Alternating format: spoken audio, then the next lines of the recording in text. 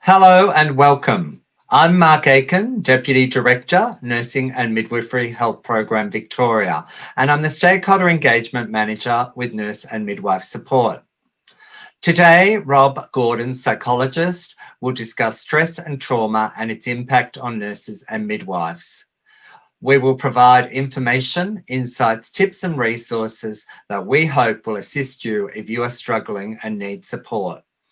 The Nursing and Midwifery Health Program Victoria is available Monday to Friday, 8:30 till 5 p.m, 9415 7551, or Nurse and Midwife Support, the National Support Service for Nurses, Midwives and Students, 24/7, 1800 667 877. Both services are confidential and free. Hello and welcome, Rob. Hello, everybody. My name's Rob Gordon. I'm a clinical psychologist, and I've worked with stress and trauma for much of my career.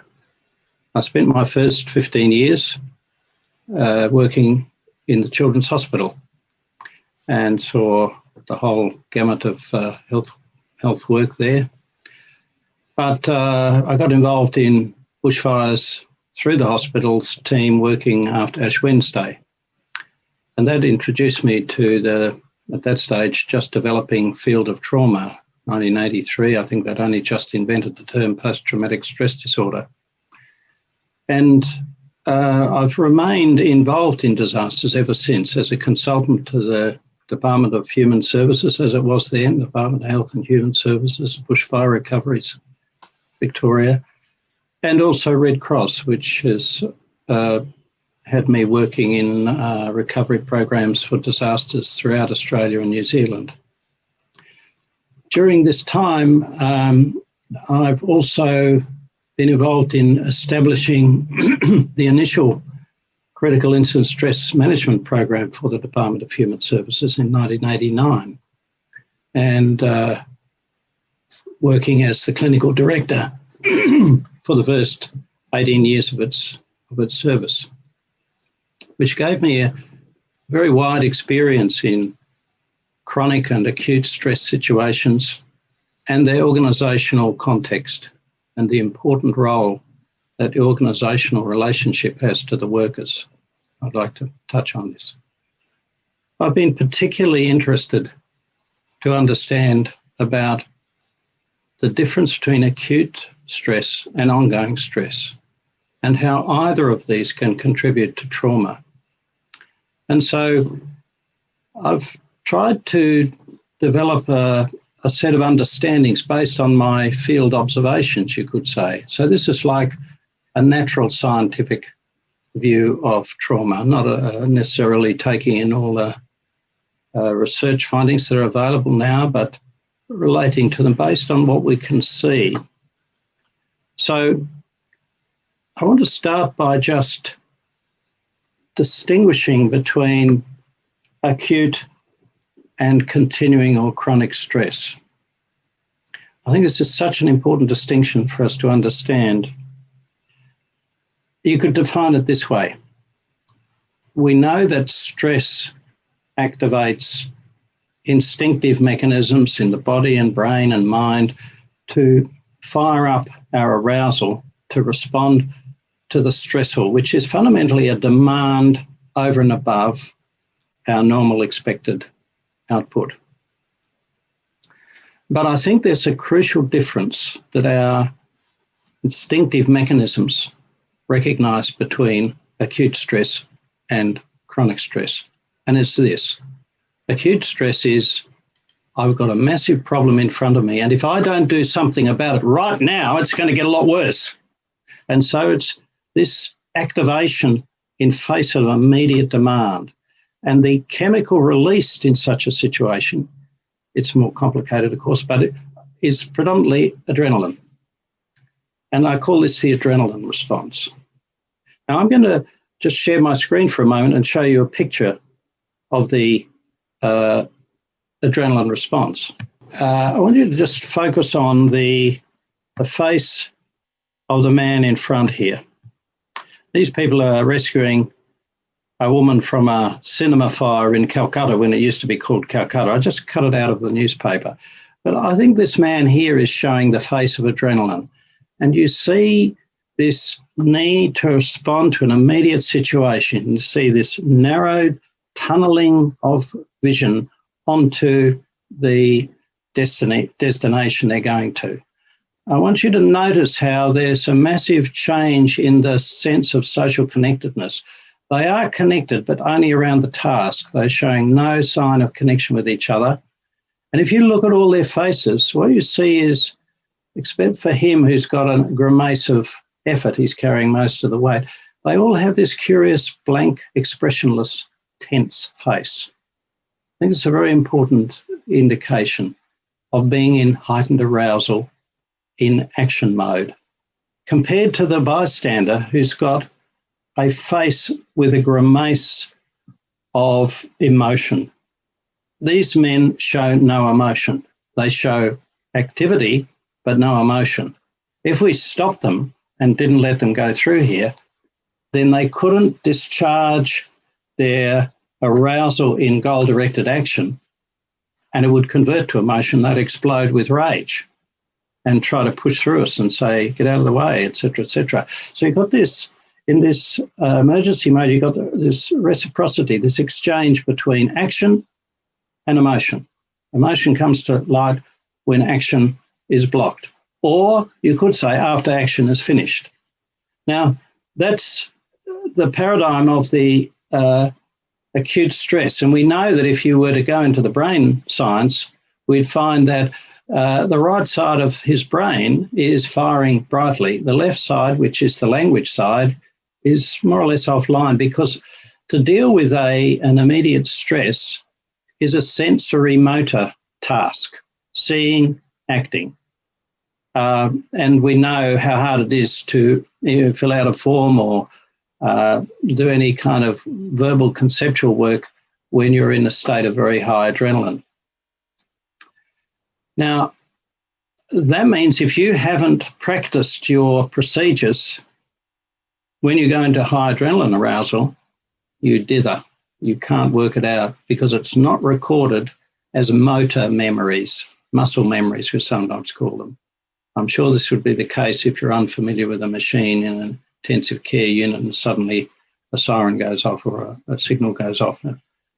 And so you've got to get it all there in the action system. Now, when we come to continuing or chronic stress, that's a situation which says, I've got a huge problem in front of me, but there's absolutely nothing I can do this afternoon to make it any better. The common analogy we have is our mortgage. There's nothing any of us can do this afternoon to reduce our mortgages except stay at work until knock-off time and come back tomorrow morning at 9 o'clock and keep doing that for about 25 years. Now, you can see that to go into adrenaline mode would be very unhelpful. We've got to go into a different mode, and I call it endurance mode. Now, the best photo I can have is these German tourists who have been held hostage for 6 weeks by Filipino terrorists back in the, I think, probably early 90s.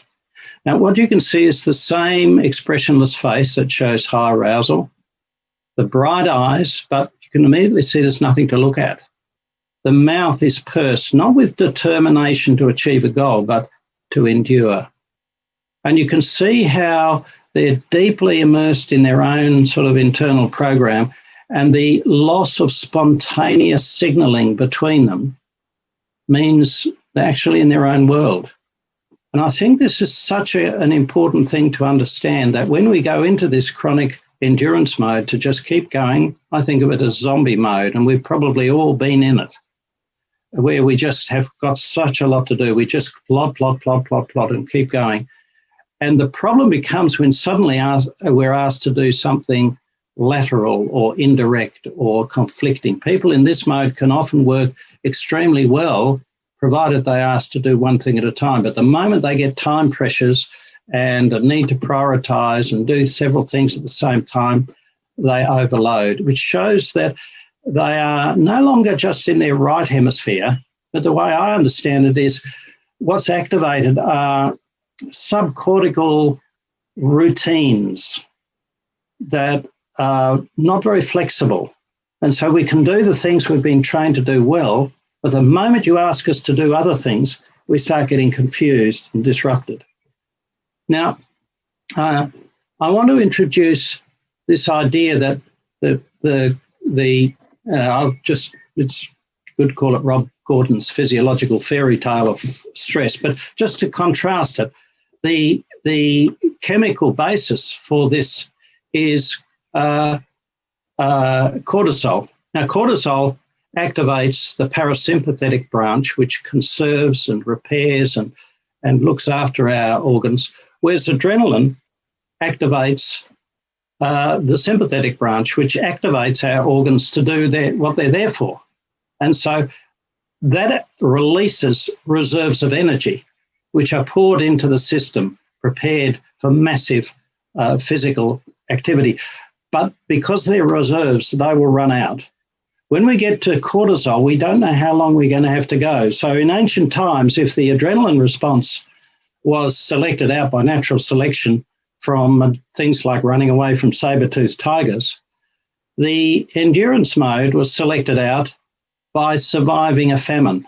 And you don't survive that by running around wildly looking for food on the first day. You go into a hunkering down and plodding through and trying to ignore how hungry you are. And so I think there's a physiological basis for these two responses. And where does cortisol get its energy from? We actually get it from the breakdown of our own tissues. And it's too complex to go into the physiology of it as far as I understand it, but we don't use the reserves. We actually draw on our own substance. And so we know that to be in a protracted high cortisol state has very deleterious long-term health effects. Interestingly, not during or straight after, but 12 months or more afterwards, we get serious, irreversible health changes. A work of Sapolsky, the American physiologist on stress, demonstrates that very, very well. But if we can draw a graph here between performance, how well we function, against arousal. And we know that if our arousal's too low, we don't function too well.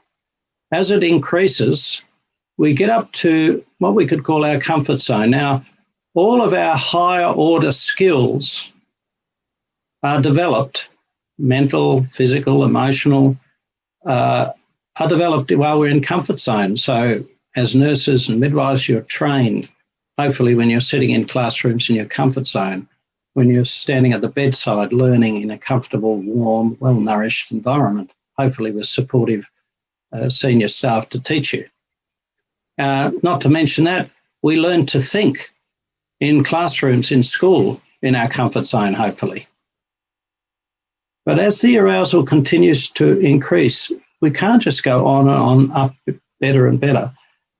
We actually find that as the arousal increases, our performance begins to deteriorate. Now, this is a graph, the bell curve, which has been developed in the 1920s on learning experiments with rats being electrocuted in mazes. But it actually holds for a whole range of human functions. But as the arousal goes beyond the comfort zone, our performance deteriorates. And this is the stress zone. We can still perform, but when it gets too far, we're getting down to the point of trauma, where I take the word trauma to mean damage, as it does in physical medicine. And finally, we get down the bottom where we're in shock, where we can't do anything at all. Now, if we take these ideas, we can ask ourselves, on either acute stress or continuing stress, where are we on the curve? If arousal's high, if it goes too high, we're going to not perform well. We'll dither, rush around, fall over ourselves. In the chronic stress, we'll get to the point where we'll repeatedly do things that we've been trained to do, even if they're not the right things. That's been a research finding.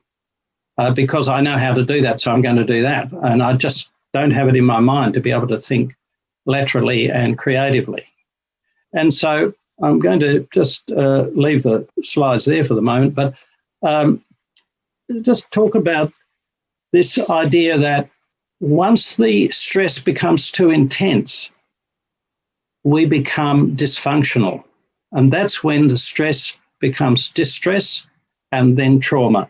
When it's trauma, my understanding is we are experiencing damage or injury to our psychological capacity to process and come to terms with our experience. Now, a helpful model that I've come to is to say that we need to continuously digest our experience, to integrate and coordinate it, to learn from it, to actually process the emotions, let it go, make it become part of our history and our past experience. And most importantly, when we experience trauma, that digestive process is what is injured. Now, as the stress gets higher, you can see a gradual deterioration in our ability to process our experience, or you could say, be cognitively functioning. So to begin with, we get that sort of fuzzy, clouded feeling where we can do what's in front of us, but we can't think sideways, where suddenly we just can't work out what's the most important thing to do. I know I'm in that state when I've got several tasks to do, one of which is a complex legal report, and the other three are short letters and a bit of filing and a couple of phone calls. And I'm in a very stressed state. I've got a couple of hours. I can't get my head together to do the thing that will reduce the stress, which is the legal report. So I make a few phone calls, file some documents in places I won't remember, but seemed a good idea at the time. And by then I've lost my time and I haven't reduced my stress at all. And so people in this chronic stress become more and more inefficient, more and more active, achieving less and less. You get into this spiral. And if we push it towards the trauma end, then we get an incapacity. Now, most professionals will have, particularly if they're experienced, they'll have strongly held fundamental skills and they'll be able to do them in their sleep just about. They won't let that go until they really break down. Most people will not break down, they will just keep going. But the scope of activities they hold on to gets narrow and narrow and narrow and more rigid. The features of it are mental clouding. I can only see in this narrow little torchlight focus of what I have to do next. Don't talk to me about anything else, I can't cope with it. We notice this in one of the most sensitive cognitive functions for any kind of disorder, and that's memory. But it's a particular problem of memory in that I know I've made a list of what I have to do, but I can't find the list. I know I've put something somewhere, I can't find where it is. It's to do with the organisation of memory. I know there was something really important I had to do this afternoon, but I can't remember what it is. And so people often in their efficient behaviour, in their work in their comfort zone, have all sorts of internal skills for managing multiple complex simultaneous sets of data and tasks. And they a nurse in a efficient mode, as she walks from one place to another, will be rehearsing all the things she has to do, putting them in sequence so that she just does it. That's the sort of complex skill of holding everything in your mind and processing it that is overloaded, and we can't do it.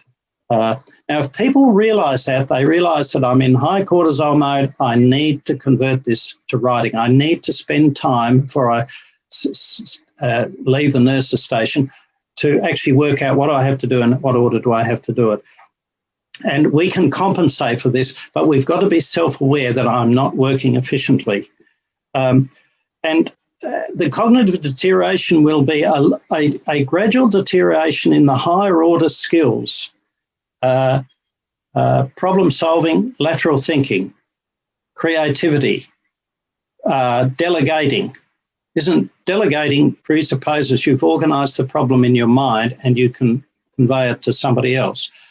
And we get to the point where you ask somebody to do something, they don't understand it, and you've got to explain it, and finally you irritably say, look, leave it alone, I'll do it myself. Because actually the cognitive task of explaining it to them seems to be harder than actually just doing it. And so people then take more and more on themselves. These are very characteristic qualities. And then you get a kind of ruminating and a constantly going over of things, particularly at night. It's quite common for people in this stress to worry about having missed and not done things, which when they get to work next morning, they find actually they did do it. But they didn't remember that they did it. They didn't record it. A recording process is put aside in favour of doing the next thing. And so our whole sense of ourselves can start to deteriorate. And the energy that's coming from this comes from our tissues. And Sapolsky in the book Why Zebras Don't Get Ulcers describes this, that the polarity of the cell wall changes and large energy molecules which are normally allowed in and not allowed out are then actually drawn out from areas of our body which are not required and transported to where they are required, which is probably voluntary musculature and brain. And so we do see then in stress the deterioration of all the unnecessary tissues as they are leached of energy. Skin problems, digestive problems, headaches, muscular tension, all these tissues are suffering energy deficits. Now, that we have no feedback system into that energy system, which is why we can keep plodding on indefinitely. And so it's so important to recognise that you are exploiting your own reserves, but you're not aware of it. We don't have an energy gaze. We have an energy gaze on our reserves of energy. And so in adrenaline, you don't feel it until you're near the end, and then you suddenly feel and you collapse. That usually then takes a lot of restoring because you've got to build up your reserves. But when you've actually depleted your energy from your cortisol system, you've actually drained it out of your tissues. And we feel incredibly tired, too tired to think clearly, too tired to deal with emotions, too tired to plan how we will deal with a small amount of time to make good use of it. And I'll talk about what we should do about that in a minute. But and normally we find it easier just to keep working because we're doing that in automatic mode.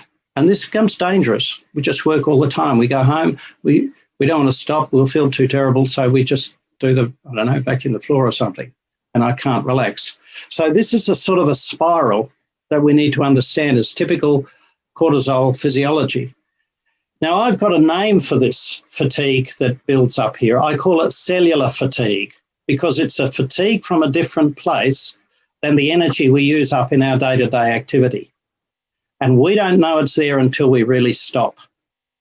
And then we feel this incredible quality of exhaustion, and I'm sure you've all felt it, where you've been staggered through to Friday afternoon, you knock off, you spend the whole weekend sleeping and eating and doing nothing, maybe go for a little walk on Sunday afternoon, and on Monday morning you wake up just as tired as on Friday night. Now, I think that's a good sign because that means all of that energy has gone into your tissues and you don't feel any benefit of it until your tissues have filled up and it starts to spill over into your reserve, your daily reserve. Because if you don't refill the cellular fatigue, that's when you incubate these longer-term health problems or longer-term mental health problems, drifting out of the capacity to manage and be responsive to stresses and conflicts and sad events that happen, and thinking about what's the emotional demand of maybe losing a patient after a long struggle with COVID or something like that, or any of the other sad things that happen in hospitals. Takes a reserve of emotion. Normally it's that fund of energy, physical energy that can support our emotions. And when we're depleted, they overwhelm us and translate into depression, anxiety, pessimism, and wondering what the point of it all is. Now, I think there's one other source of energy that's very, very important. Now, health workers, together with many other workers in many professions, do it because they've got a deep personal commitment to it. That they are doing this because of wanting to take a place in the world and help the world be a better place or something of that sort.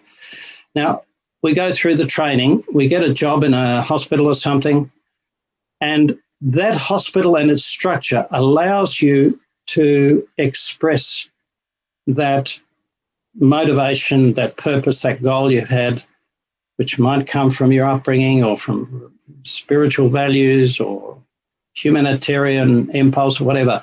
Now, if you can actually feel as though you're doing that, even if it's highly stressful and things go wrong, and you feel you're really exhibiting that quality, you get a tremendous feedback. This is hard work, but this is what I signed up for. And we've got a loop. Now, what makes that possible is something that I call the work attachment. We have to attach to our job, and that allows us to attach to our patients and sacrifice a lot and fight for them.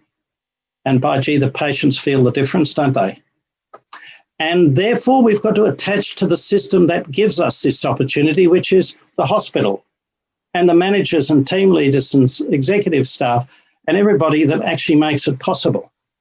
And I think what I see in the gradual increase of cortisol states, zombie states, is the degrading of this sense of work attachment, because we all become more egocentric in this state. And so the work attachment deteriorates, and it's not restricted to the frontline nurses. I think we see this arousal circuit go right through the whole organisation of the hospital, dare I say the health department. And everyone goes into high arousal, and if they are not fully aware of this, there will be a gradual deterioration as people, through the cortisol parasympathetic process, they conserve and husband their resources, and they drop out that sense of the bigger system and just do their own work. And so you see the systems start to fragment.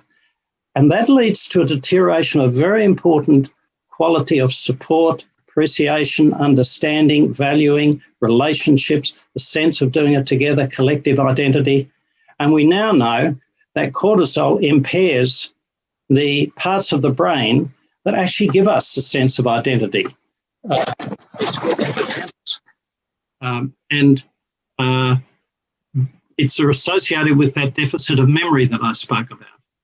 And so as time goes by, we get this holistic deterioration of the system. The very systems which actually help us survive and endure and give us the energy of being part of a group and hanging together. Now, good groups, I've seen it in hospital staff, in mental health teams, in child protection teams, they go here together like soldiers in the trenches, and they develop this sense of support. And even if the larger system starts to lose its closeness and its supportiveness, they support each other. And I think it's a very important thing to value the preservation of that morale. Now, with COVID, of course, we've got some processes that cut arbitrarily across all of those relationships with the isolation factor. And I want to perhaps come back to some of the observations I've made from people working in the COVID environment. But I just wanted to say a few things about how do we manage this chronic stress. I think the first thing we have to do is recognise where we are on that bell curve, to identify that we are in the cortisol state. And that is evident on the memory problems, the sense of disorganisation, difficulty thinking clearly, the difficulty of actually doing demanding verbal processes like writing reports and things of that sort, the sense of overload when you've got multiple simultaneous problems that you should be able to manage but you just can't, or emotional demands that lead you to be angry. These are all the signals that you're in that cortisol state. And you're probably in a state of cellular fatigue. You've got nothing left, you say. Well, I think the first thing we have to do is start breaking up the continuity of that stress state. And that means restoring energy. Now, I think there is one source of energy which replaces the cellular fatigue and can't be replaced in any other way. No, it's not replaced by alcohol, Mars bars, rich food, takeaways, and too much coffee. They actually create an escalating health problem. It's very simple. It's pleasure, enjoyment. Enjoyment energizes us in a way that nothing else can. I think, and we in this cortisol state, we get into this dour, humorless, plodding state of zombiness where there's no ups and no downs. We just keep doing it. And I think it's so important to value the pleasure. Now, that normally comes in the tea room when people tell jokes in hospitals. The black humour, of course, is very important. But it's also very important to value the opportunity to enjoy yourself off work. Now, the problem is, you'll say, we're too tired to enjoy ourselves. And I say, you can't afford not to. So it means actually thinking about what can I do to enjoy, even in a quiet way, to hang on to those things that you like. What do we need in order to enjoy ourselves? We need the second, leisure. So the recipe is pleasure and leisure. Leisure means you've got to have nothing you have to do. You've carved aside a bit of time for leisure. And then you can ask yourself, what do I feel like doing? What would I enjoy doing? I'd enjoy doing nothing. Okay, do nothing for a while. After a while, you're bored. I feel like going out for a walk. I'll do that. I want to ring a friend. I'll do. So now you're beginning to actually get in touch with yourself and you're starting to take care of yourself. Without leisure, we can't get enjoyment in a healthy way. So I think we need to make a decision to carve out leisure and leisure time and enjoy ourselves, and to value those, absolutely. Even if we can only do it half an hour once a week, that's better than nothing. Because what I notice is that breaks up the continuity of that stress state. And when the continuity of the stress state, I think you reset all of your physiological feedback systems to preserve the stress state, instead of actually keeping in touch with the comfort zone, so that whenever you've got time out, you want to get back to the comfort zone. And that's really what we have to do throughout. So we need, secondly, to reduce the pressure by recognising and mapping our own cognitive deficits, our memory problems, our difficulty thinking. And I think that means in the hospital situation, you probably need to spend more time planning, distributing tasks, thinking together about how you're going to do things. You know it all, of course, yourselves. That's the problem. You think you should all be able to do it. You hand over to somebody else. How often have I done debriefings when things have gone wrong in highly stressed medical situations, and they say we had a very inadequate handover because the other staff were exhausted. They just tossed it over. And you need to actually have a social environment where you can think together and help each other plan, prioritise, distribute tasks, solve problems, delegate, etc. Do it more deliberately and consciously. A rule of thumb would be do it the way you would do it if you had a bunch of trainees coming onto the ward, or ask for someone to help you the way you would have when you were just trying to get your head around the task. So when you see somebody who's not functioning well, think too far down the right shoulder of the graph, cortisol-driven cognitive deficits, let's support them, because it's not that they're incompetent. My brain would be the same if I was in that state. Another third task is enhancing our digestion. I mentioned that trauma is indigestion. You could say often the damage is identified in damage to the work attachment, because there's damage to the sense of continuity in all the lines to which we're accountable and all the relationships and delegations and responsibilities.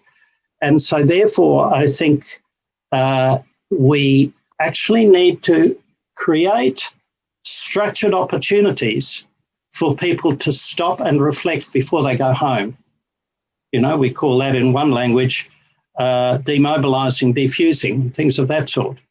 I don't mind, there's a bit of controversy about language, but I don't mind what we call it. But the stress process means you absorb undigested experience, and just as if you gulp down a large roast dinner and didn't digest it, it's going to come back up again, isn't it? Hopefully just as regurgitated aromas of too much garlic or something. But if you really have gulped it down, you're going to end up with it all on the carpet. And what's it look like when it's on the carpet?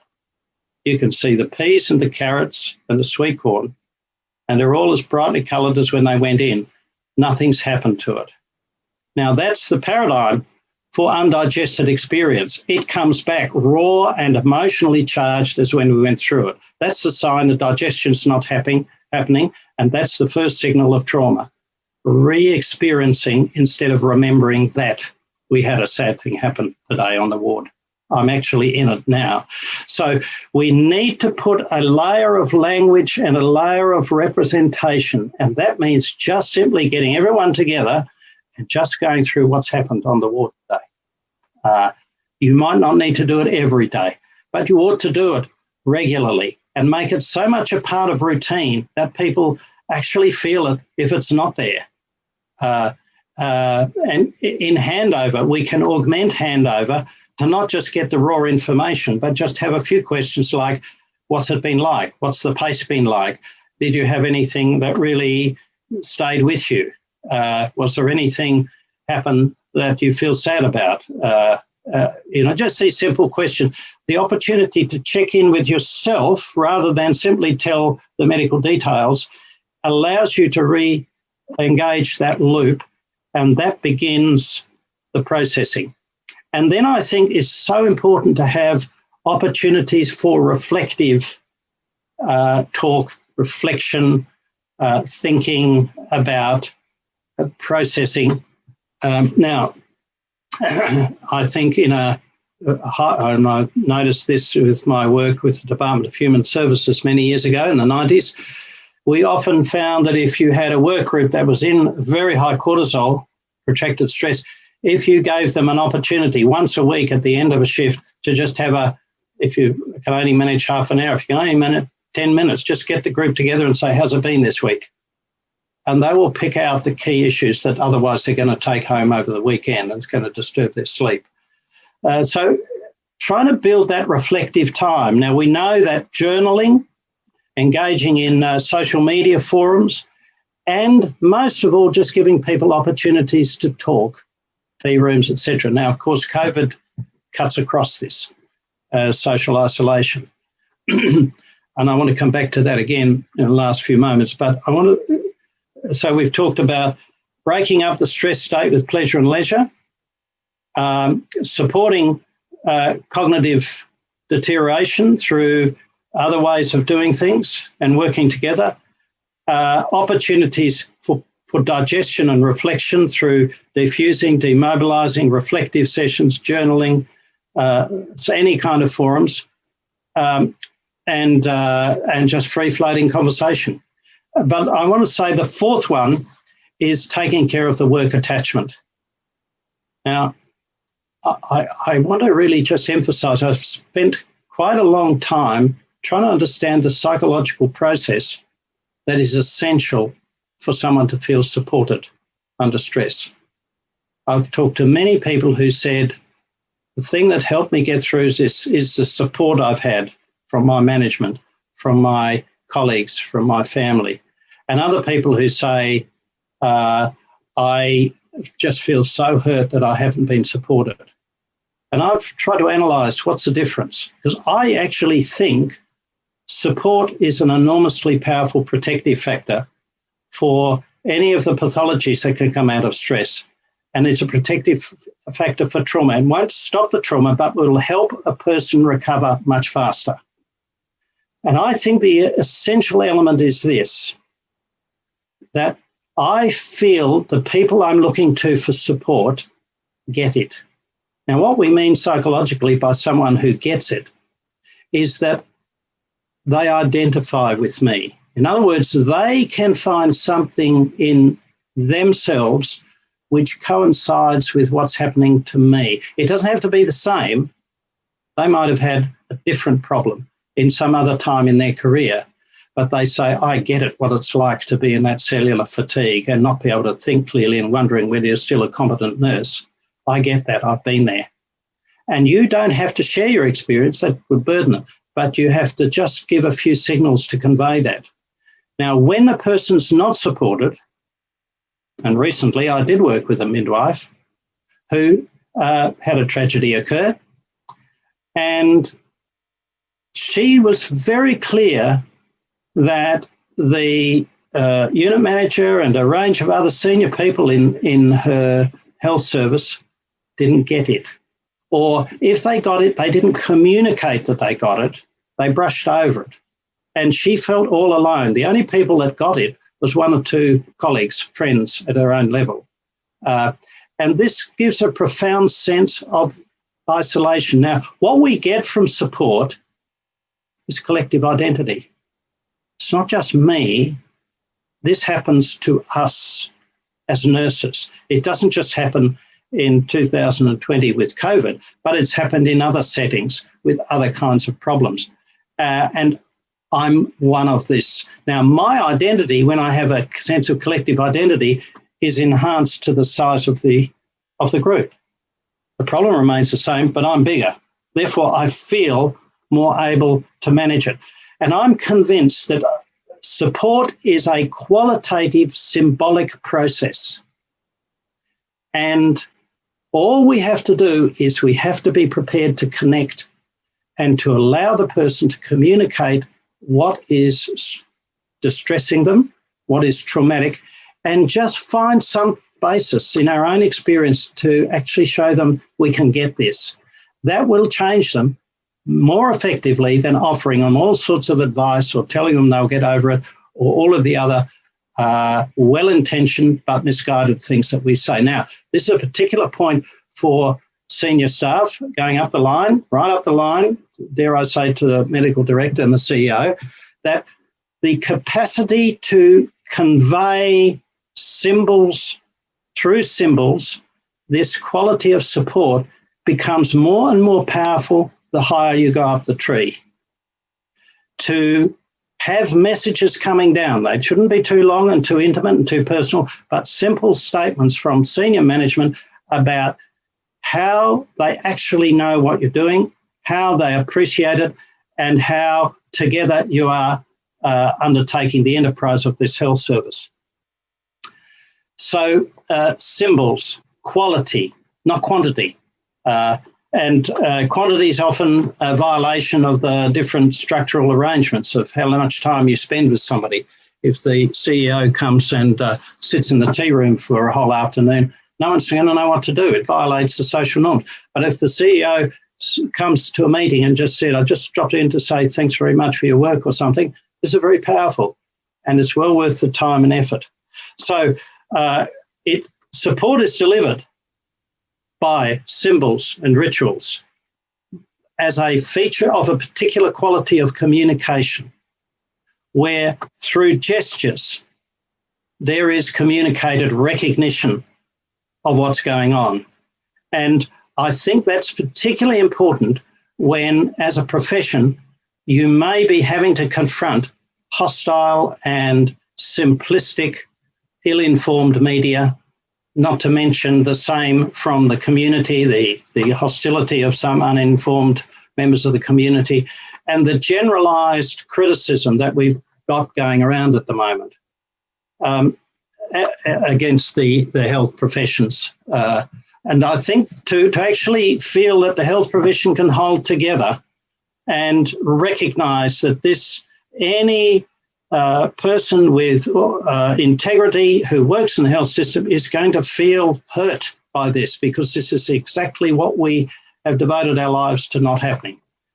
So it's very important, I think, that all of this is communicated within that system. I just want to finish with a couple of points of what I've noticed about COVID isolation. And I know that it ranges from working from home to having PPE and segregation of staff from working in COVID wards, working in not COVID wards, lack of access to each other in tea rooms, socially isolating in tea rooms, so you're only there with one or two people. Now, I remember when I was at university in it wasn't 1860, it was 1960s. I remember one of the isolated facts we were taught about information theory was that studies of human communication show that 80% of our communication is redundant. In other words, it doesn't convey new information. And if you listen to people chatting in the tea room, you can hear it. They go round and around the same thing. But if you actually look at what they are talking about, they're expressing emotions. They're conveying cultural values. They're actually creating common identity through anecdotes and swapping lots of anecdotes about the same thing. It's not new information, but it's how you take it, how I take it, and so on. And what we get out of this is an enrichment of all of those contextual factors that tell us who we are and how we're together. Our culture, for instance, is conveyed in this redundant information, and our sense of identity.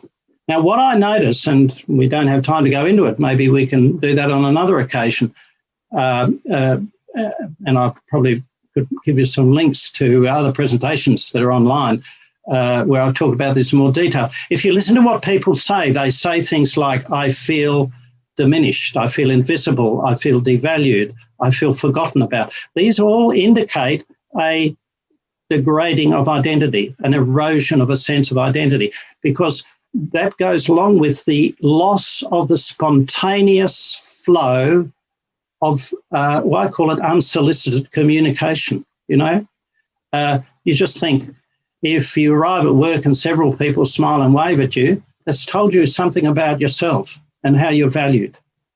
That's identity. Now, we have a strong internalized identity, hopefully, so that we can do without that some days. But if it goes on for days, weeks, and months, we'll gradually say, I wonder if I'm still a nice person. No one said anything nice to me for a long time. Only we won't say that in words, because then we could think about it. We'll just feel a gradual lowering of mood. And I think this then creates cortisol. Depression is a cortisol state of just plodding on, doing it without joy. And what this says is that unsolicited communication supports and enriches identity.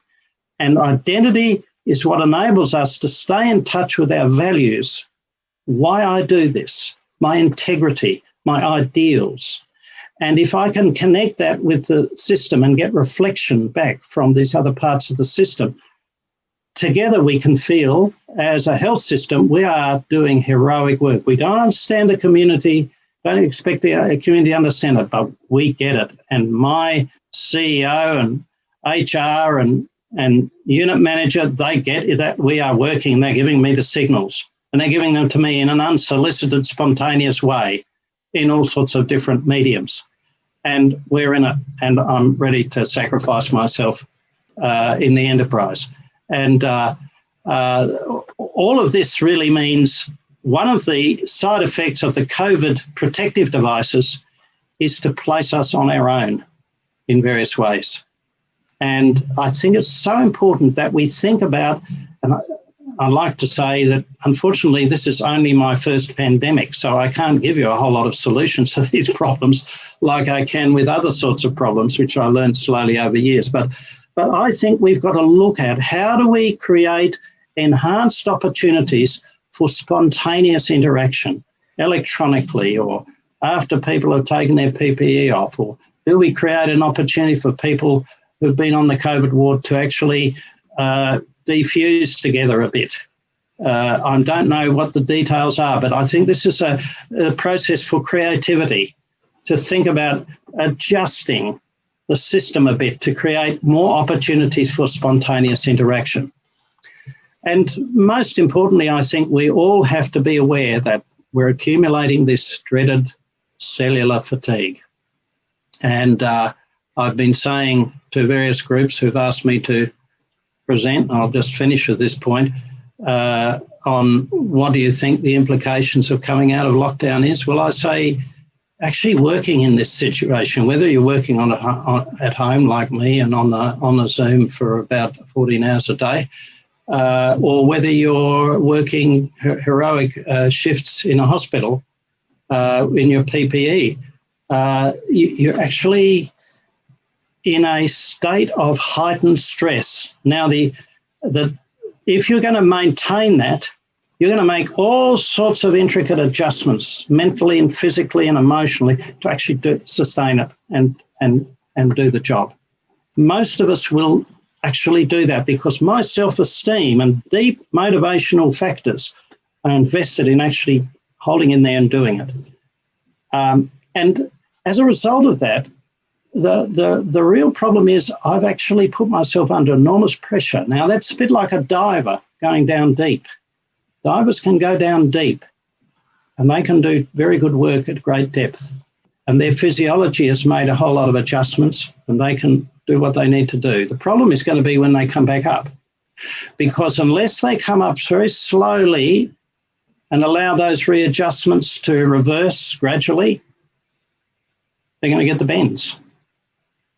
And I think the analogy of the bends, I call it the decompression reaction. And I coined that term many years ago when I looked at all sorts of people having problems coming out of chronic stress situations, not just bushfires. People get the bends and decompression when they've built their houses, moved into the new house, and they thought it was all over. They should relax, but now they start to grieve everything they've lost. They didn't expect that. And so I think we should expect there to be a decompression reaction when we come out of lockdown, a decompression when we no longer have to be nursing lots of COVID cases, because that's when the cellular fatigue comes up to be dealt with, and where we've got to actually become painfully aware of all the adjustments we've made. We haven't been nice to our partners for a long time. We haven't spent time with our friends. We haven't played golf. We can't remember how to ride a bike. You know, we've got to rebuild, maybe change our diet and all these things. So just thinking about that decompression period, which is yet to come perhaps for the health system. And so I'm trying to give you a few landmarks to become more aware of the journey through this whole process. So I hope those comments are helpful. Thank you very much, Rob. On behalf of the Nursing and Midwifery Health Program Victoria, I'd like to thank you for that very informative, thought-provoking and useful presentation. I know that nurses and midwives who listen to this webinar will really benefit from your insights, information, resources, and experience and wisdom. If this has raised any issues for you, please reach out.